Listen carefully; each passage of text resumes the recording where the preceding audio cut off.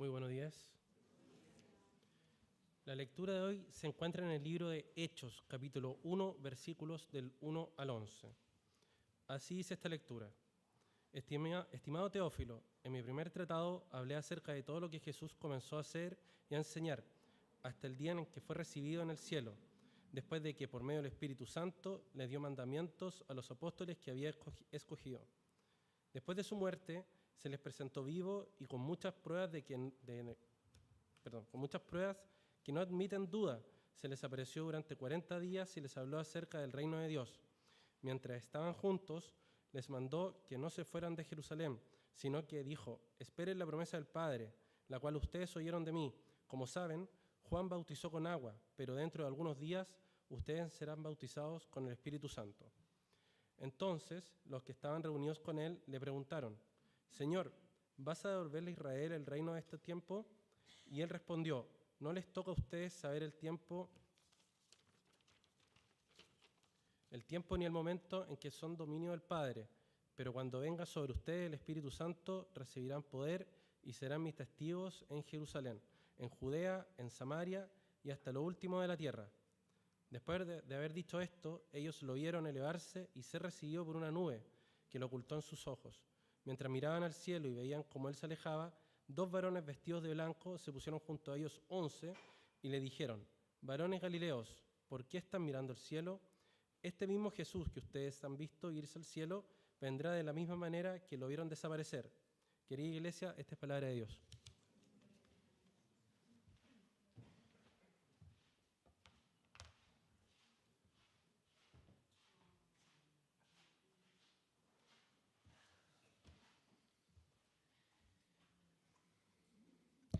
Buen día, amada iglesia. Aprovechen de silenciar sus celulares, los que no lo han hecho todavía. Bien. El pasado domingo tuvimos un domingo de fiesta, como decíamos, el domingo central dentro del calendario cristiano, porque en él recordamos con especial intensidad el origen de nuestra fe, el origen de nuestra salvación y esta vida nueva, que es Cristo resucitado. Y de ahí en adelante, estos domingos, como también se dijo la semana pasada, son domingos para prepararnos para ese otro gran acontecimiento que se encuentra en el libro de los Hechos de los Apóstoles, que es el Pentecostés, la llegada del Espíritu Santo a la comunidad de discípulos de Jesús. Es por eso que en los domingos siguientes vamos a estar leyendo este libro de los Hechos de los Apóstoles, preparándonos también e intensificando esta reflexión en torno a la obra de Dios en su iglesia y en nuestras vidas personales también. Así que los invito a que podamos orar pidiéndole al Señor su asistencia y guía a lo largo de esta reflexión.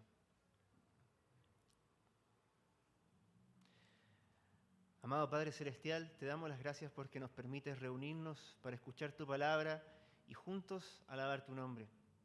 Te bendecimos, te entronizamos en nuestros corazones para que tú, tu Espíritu Santo, sea viviendo a través de nosotros y llevando las buenas nuevas de la salvación.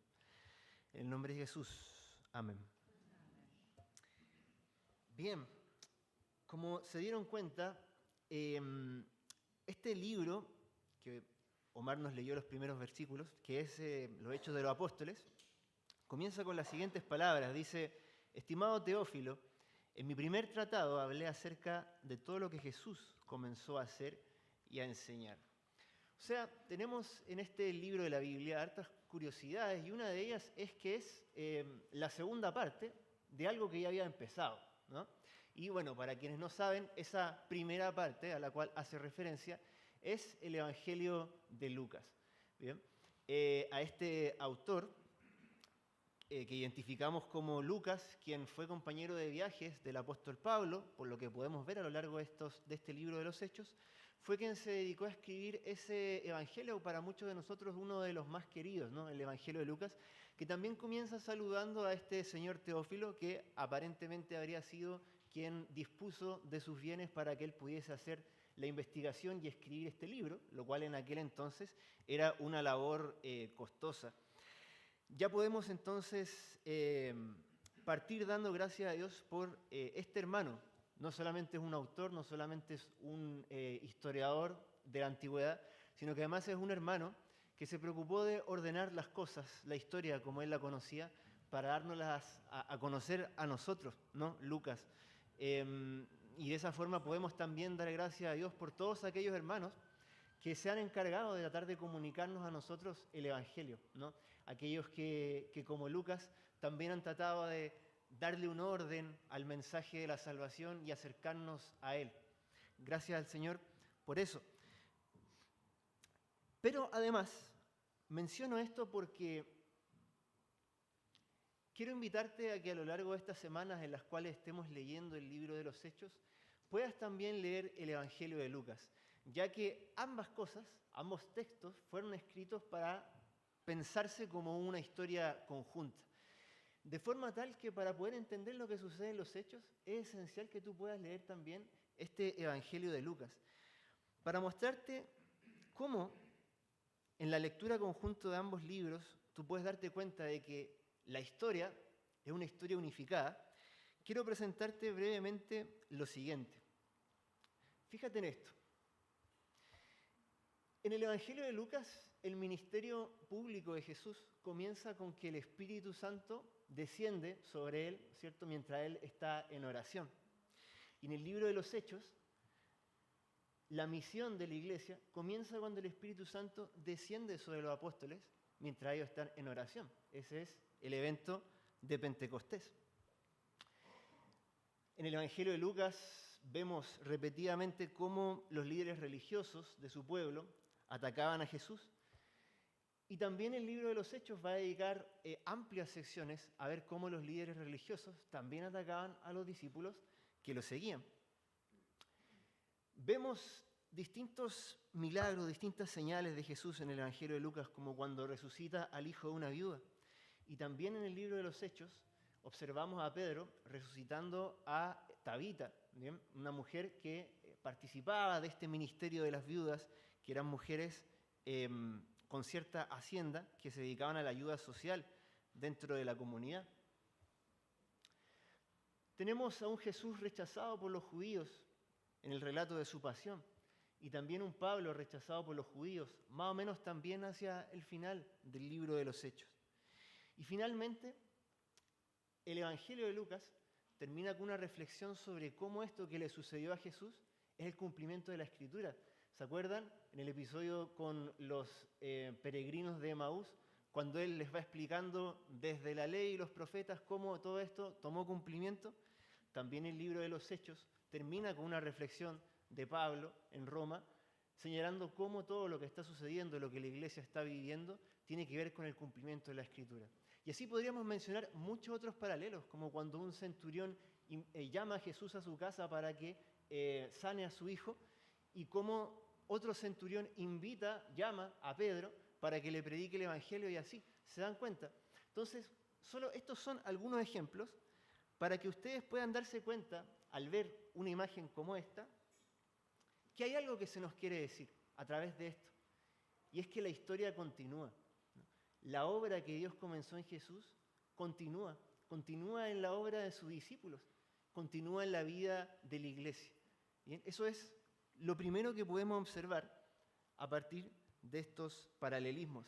De hecho, tanto es así que es muy impactante cómo en el libro de los Hechos, cuando se relata que Saulo de Tarso está persiguiendo a los discípulos de Jesús, él va, ¿no es cierto?, camino a Damasco, persiguiendo a la iglesia con la autoridad que le dieron sus líderes religiosos, y en el camino se encuentra con Cristo. Y ustedes recordarán esta aparición de Cristo, esta visión de Jesús que él tiene, recordarán las palabras que Jesús le dice ahí en Hechos 9. No le dice, Saulo, ¿por qué persigues a mi iglesia?, sino que le dice, Saulo, ¿por qué me persigues a mí? ¿Por qué me persigues a mí? Qué potente manera de comprender la obra de Dios a través de su iglesia. Yo soy Jesús, a quien tú persigues. ¿Cómo es posible esa relación? ¿Cómo es posible que la obra de Cristo se extienda, que la historia continúe? La respuesta, como nos lo dice este mismo pasaje y como lo vamos a ver en los domingos que vienen, es el Espíritu Santo. La vida de Jesús y la vida de la iglesia tienen al mismo protagonista, que es Dios. el Espíritu Santo de Dios, que estuvo al principio de la obra de Jesús, que la llevó a la consumación y que inicia también la vida de la iglesia. Fíjense que es tan esencial el Espíritu Santo que en esta sección relativamente breve que leímos el día de hoy, son apenas 11 versículos, se le menciona 3 veces. Y es mencionado por Jesús como una promesa. ¿Sí? Voy a leer específicamente el texto. Dice: esperen la promesa del Padre, la cual ustedes oyeron de mí.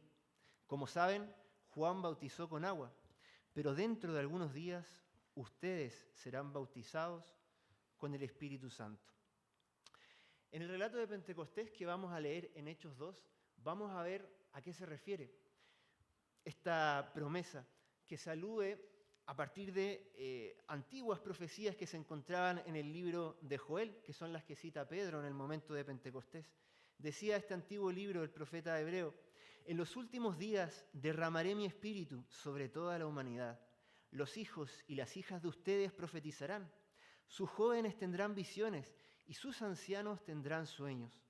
En esos días derramaré de mi espíritu sobre mis siervos y mis siervas, y también profetizarán. ¿Cuál es la idea de esta profecía? Porque era algo anhelado. Como pueden ver en los relatos del Antiguo Testamento, ustedes observan que el Espíritu de Dios se posaba sobre ciertos individuos especiales para sacar adelante a la comunidad, para instruirla, para enseñarle. Pero aquí tenemos un nuevo tiempo mesiánico en el cual el Espíritu de Dios ya no es derramado sobre 1 o 2 varones especiales dentro de la iglesia, del pueblo de Dios, sino sobre todos. Es algo propio, ¿no?, de estos tiempos del Mesías, en los cuales el bien y la presencia de Dios ya no se va a destacar por estar en un lugar fijo, un lugar preciso como puede ser el Templo de Jerusalén, sino que va a habitar en medio de su comunidad. Y el profeta es bien específico en mencionarlos a todos, jóvenes y ancianos, hijos e hijas, siervos y siervas. ¿Se dan cuenta de esta mención? Lo que quiere decir es que esta nueva forma de presencia, este ministerio, este llamado a vivir la vida de Dios, no va a ser para unos pocos, sino para todos aquellos que se adhieren a Él a través del Señor. En los días de su ministerio, Jesús llamó a este Espíritu Santo como el mejor regalo que el Padre le puede dar a sus hijos. Si ustedes, aún siendo malos, decía Jesús en Lucas 11, saben dar cosas buenas a sus hijos, ¿cuánto más el Padre Celestial dará el Espíritu Santo a quienes se lo pidan? Esa es la promesa que estaba por cumplirse. Eso es lo que le dice Jesús a sus discípulos. Esperen aquí, esto llegará, va a cumplirse este momento. Cristo murió, Cristo resucitó, pero aún quedaban cosas todavía por cumplirse, promesas cuya obra Él iba a continuar, ¿no? Y ante esta promesa, los discípulos empiezan a plantearle sus inquietudes teológicas, le preguntan: oye, y cuando eso suceda, cuando el Espíritu llegue, ¿vas a devolverle el reino a Israel? Es decir, en otras palabras, ¿ese va a ser el fin de todo? ¿Será el fin de este mundo perverso? ¿Será la plenitud del reino de Dios cuando ya no habrá males ni sufrimientos? ¿Eso pasará cuando llegue el Espíritu de la promesa? Y Jesús les da una respuesta que, en cierto modo, les pincha el globo, ¿no? Calma un poco su expectativa para enfocarlos en qué es lo realmente importante. Dice: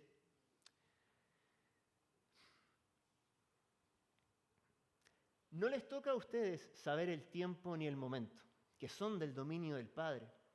Pero cuando venga sobre ustedes el Espíritu Santo, recibirán poder y serán mis testigos en Jerusalén, en Judea, en Samaria y hasta lo último de la tierra. Los discípulos tenían inquietudes, tenían preguntas, nosotros también las tenemos. Pero es curioso que Jesús les responda: no les toca saber, no es conocimiento especial sobre los misterios de Dios lo que yo les traigo principalmente, sino el poder, la fuerza, la valentía del Espíritu Santo para que ustedes sean testigos. Y aquí podemos destacar 2 cositas, ¿no? Una de ellas es esto de que ha existido históricamente mucha especulación de cuándo va a ser el día de la venida de Cristo. Por eso es que es importante recordar este pasaje.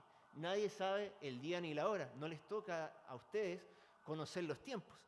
Hemos sabido de muchos casos de especulaciones. Por ejemplo, en Estados Unidos han habido muchas históricamente. Hubo por ahí un agricultor, William Miller, que dice que pronosticó que Jesús iba a venir por ahí por el 21 de marzo de 1844, así que estaban todos expectantes en aquel entonces. Llevaba 2 años pronosticándolo y cuentan que muchos cristianos vendían sus casas, estaban preparados como fieles creyentes de que eso iba a suceder. Llegada la fecha, no sucedió nada, como sabemos, ¿no? Sin embargo, hay unos seguidores y el mismo Miller indicó que al parecer hubo un error de interpretación, hubo algunos cálculos malos, pero que el 22 de octubre de ese mismo año seguramente esto iba a suceder. Y ahí todo esperando entonces el 22 de octubre, porque claro, se equivocó de cálculo, y resulta que llega esta fecha definitiva y tampoco pasa nada, estamos aquí todavía, ¿no? ¿Qué pasó? Algunos dijeron, no, si Jesús vino, lo que pasa es que vino en una forma espiritual, la típica, ¿no es cierto?, para salvar la profecía no cumplida. Pero otros muchos obviamente se decepcionaron y se apartaron de la secta. Y así, siglo XX también hubo ejemplos. En 1988 dijo Hal Lindsey que se iba a acabar también el mundo y que Cristo iba a venir. Tampoco sucedió nada. Y si ustedes se meten a internet van a ver que todas las semanas aparece alguien diciendo que algún acontecimiento, por ejemplo, el eclipse que se va a vivir mañana en algunas partes del mundo, tiene que ver con el final de los tiempos y la venida. La verdad es que en cada época y en cada siglo han habido personas especulando acerca de lo que va a suceder o no. Y por eso es que es importante volver acá y recordar que Jesús no te llama a saber cuándo va a suceder eso, sino a ser su testigo. Sea que venga ahora, sea que venga en 100 años más, lo que tú tienes de seguro, lo que tú sabes claramente, es que Cristo te llama a ser testigo. No a través del miedo, por el eclipse y ciertas cosas que pueden suceder, sino por la buena nueva de esta salvación. Y en segundo lugar, y esto es sumamente importante, fíjense lo que les dice Cristo. Cuando llegue el Espíritu Santo, recibirán poder, y es el poder para hacer aquello que Cristo hizo, ¿no? Lo veíamos en esos paralelos, cómo resucitaban a las personas y predicaban la buena nueva con diversos signos. Y van a ser mis testigos en Jerusalén, en Judea, en Samaria y hasta lo último de la tierra. La mención de estos lugares es importante porque en esas palabras ustedes tienen lo que va a ser todo el programa de los Hechos de los Apóstoles de ahí en adelante. Porque ustedes van a ver cómo ellos comienzan su misión en Jerusalén, cómo la expanden hacia los lugares de Judea, cómo luego se van al norte, a Samaria, y cómo el libro termina con Pablo en Roma, simbolizando justamente lo último de la tierra conocida en aquel entonces, en Roma, capital del imperio. Por lo tanto, él está anunciando aquí lo que va a ser el programa de ese libro. Y eso nos hace pensar en algo muy curioso. La tradición cristiana le colocó a este libro Hechos de los Apóstoles. ¿Bien? Le colocó a este libro Hechos de los Apóstoles porque veían que se narraba la historia de lo que sucedió con los apóstoles y dijeron que este era el título más apropiado. Sin embargo, si fuera ese el tema central, si fueran los apóstoles, ¿dónde está la historia de Juan, por ejemplo? ¿Por qué no se narra la muerte de Pedro? ¿Por qué no se narra la muerte de Pablo? Si es muy probable que ya ambos hubiesen estado muertos cuando se escribió este libro. Es por eso que muchos hoy en día han pensado que quizá un mejor título para este libro habría sido Los Hechos del Espíritu Santo. Porque si comprendemos el libro en esta clave, entendemos por qué la obra termina allí. Es porque el Espíritu Santo iba a suscitar a través de este pueblo y a través de estos seguidores un testimonio que se iba a expandir de aquí hacia allá, etc., continuando en la obra de Cristo y mostrando cómo el Espíritu de Dios acompañó cada parte del proceso. Entonces, lo que vas a encontrar en los Hechos de los Apóstoles, ¿por qué son tan parecidos esos hechos a los de Jesús? Es porque ambos nos narran la obra de Dios, las obras del Espíritu Santo, quien continúa obrando en la vida de sus discípulos, tanto entonces como ahora. Finalmente, tenemos este momento cuando Jesús se despide de sus discípulos luego de haber estado varios días con ellos, y lo ven elevarse entre las nubes y se quedan mirando el cielo, ¿no? Y este ángel les dice: ¿por qué están mirando al cielo? Este mismo Jesús que ustedes han visto irse al cielo vendrá de la misma manera en la que lo vieron desaparecer. De esta manera, Cristo, nuestro mediador, pasó del plano de lo terrenal a lo celestial. Volverá para consumar la historia, traer la plenitud de su reino, que es lo que todos esperamos, ¿no? Es aquello por lo cual los apóstoles le preguntaban. Y en ese momento también lo veremos de una forma en la cual no lo hemos visto hasta ahora. Todo eso es cierto, pero es importante que recordemos que eso no significa que Jesús esté ausente. De hecho, todo el libro de los Hechos de los Apóstoles nos dice que Jesús está de alguna forma presente en medio de la comunidad. El envío del Espíritu Santo muestra que Dios sigue con nosotros.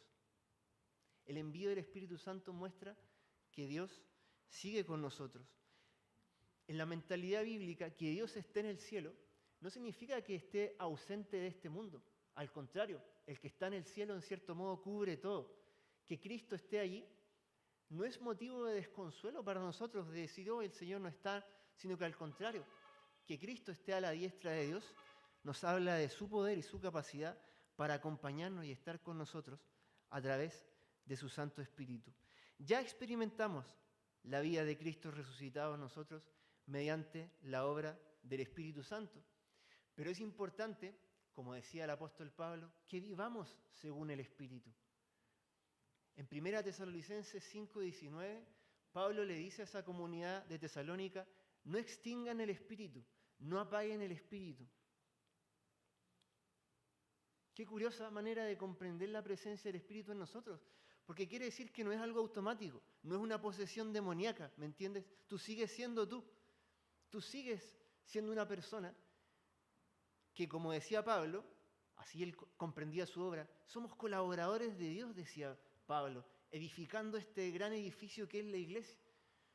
Por lo tanto, este pasaje y la comprensión de esto nos anima a no extinguir el Espíritu, sino a vivir según Él, según esta nueva vida que Dios nos ha dado por la mediación de Cristo, a crecer en Él, para que tu vida y la vida de nuestra iglesia sea la vida de Jesús, para que cuando la gente se encuentre contigo, encuentre a Jesús. Vivamos según el Espíritu. Y una de las maneras de vivir según el Espíritu, esencialmente, es a través de la oración. Lo veíamos en la tabla que les presentaba recién. Es en medio de la oración donde el Espíritu desciende sobre Cristo y comienza este ministerio. Es en medio de la oración donde el Espíritu desciende sobre los apóstoles y comienza su labor misionera. En la oración tú reconoces delante de Dios que lo necesitas para continuar en esta obra y para vivir la vida que Él nos ha llamado a vivir. Así que, querido hermano y hermana, a manera de conclusión, quiero dejar dos mensajes. Tengo un mensaje para los cristianos más hiperactivos, podríamos decir. Aquellos que se meten en varias cosas, aquellos para los cuales ya la iglesia se convierte como en un segundo trabajo casi. Para ti, si eres así, esta palabra te invita a recordar una vez más que es Dios el que lleva adelante la obra. Nosotros nos esforzamos, nosotros contribuimos también en la edificación de la iglesia por el poder del Espíritu Santo que se nos ha dado, pero no olvides nunca que Dios es quien lleva adelante la obra. Muchas veces tratamos de predicarle, ¿no es cierto?, que las personas se queden, a amigos que traemos, nos preocupamos por cualquier mínimo detalle, pensamos que por el trabajo que nosotros realizamos es que la iglesia se mantiene de pie. Pero no olvides nunca que, como decía Jesús, el reino de Dios es como una semilla que crece con independencia de que el hombre la esté mirando o no. Si está durmiendo, si está de pie, el reino de Dios crece. Yo pensaba la otra vez, muchas veces cuando yo veía a algún joven interesado en conocer sobre Dios, yo me preocupaba y pensaba, oye, ¿qué podemos conversar? ¿Qué podemos decir? Etcétera, y me preocupaba mucho por eso. Y después me daba cuenta en mi propia historia personal, y creo que para ustedes probablemente será lo mismo, que uno llega al Señor de formas muy misteriosas. No es una sola cosa, sino la acumulación de varias. Lo que mi mamá me enseñó cuando yo era chico, lo que me enseñaron en el colegio, lo que aprendí en la iglesia, lo que mi profe de acá me dijo. No es una cosa, no es el acontecimiento de una persona, sino que es toda una historia a través de la cual Dios está tejiendo los hilos. ¿Bien? Tú eres un pequeño eslabón en la historia, en la gran historia, de cómo esas personas, tus hermanos, tus hijos, tu papá, tu mamá, llegan al Señor. Bien, recordemos eso. La obra finalmente es de Dios. Nosotros ponemos pequeños granitos de arena. Quiero leerles este pasaje de Pablo a los Corintios. Yo sembré, Pablo dice, Apolo regó, pero el crecimiento lo ha dado Dios. Así que ni el que siembra ni el que riega son algo, sino Dios que da el crecimiento. Y por último, tengo otro mensaje, ya no para los hermanos hiperactivos, sino para los que son demasiado pasivos, los que vienen a la iglesia como consumidores de un producto, ¿no? Es importante saber talentos en todos nosotros. Muchas veces pensamos en los talentos como cosas extraordinarias, ¿no? Cosas llamativas, cosas que saldrían en un programa de televisión.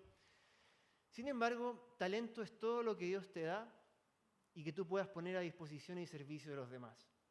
Puede que tú no seas muy bueno en la música, ni en hablar, etcétera, pero tienes plata. O puede que no tengas plata, pero tengas tiempo. ¿Me entiendes? Cada cosa que tú tienes y que puedes poner al servicio de los demás es un talento que Dios te ha dado y debes reconocerlo. No es falta de humildad acercarte a alguien de la iglesia y decirle, yo puedo hacer esto, me pongo a su servicio. Porque la humildad cristiana no consiste en decir yo no soy nada, yo no tengo nada, etc., sino consiste en decir, como decía San Pablo, por la gracia de Dios soy lo que soy. Es decir, soy algo. No es que yo no sea nada, pero lo soy por la gracia de Dios. Te digo lo siguiente a ti, también de Pablo a los Corintios.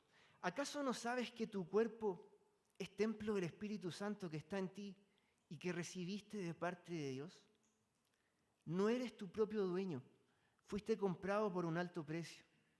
Por tanto, glorifica a Dios con tu cuerpo. A todos Dios nos ha entregado algo y no es necesario que tú sirvas al Señor en tu comunidad en particular. A lo mejor tú tienes compañeros de trabajo con los cuales te puedas juntar a orar.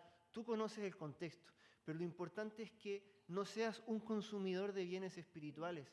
El Espíritu Santo ha transformado tu vida. Si tú has creído en Cristo, si has sido bautizado en Él, tienes una vida nueva, tienes una nueva esperanza y has sido capacitado con poder, como decía el Señor, para ser su testigo en Jerusalén, en Judea, en Samaria y hasta los confines de la tierra. Oremos. Amado Padre Celestial, te damos tantas gracias, Señor, porque no estamos solos en la vida, no estamos solos en lo más grande, que es poder vivir con esperanza y con sentido mientras esperamos tu reino y compartimos las buenas nuevas de la salvación a quienes nos rodean. Yo te pido por cada persona que está escuchando esto en este momento, tú conoces su historia, tú conoces su corazón, tú conoces los talentos, las capacidades que has puesto en ellos. Haznos ver siempre que somos un cuerpo con muchos miembros, donde todos somos necesarios, donde ninguno es pequeño y el otro es mayor por hacer cosas más extraordinarias o menos llamativas, sino que lo más importante es el amor.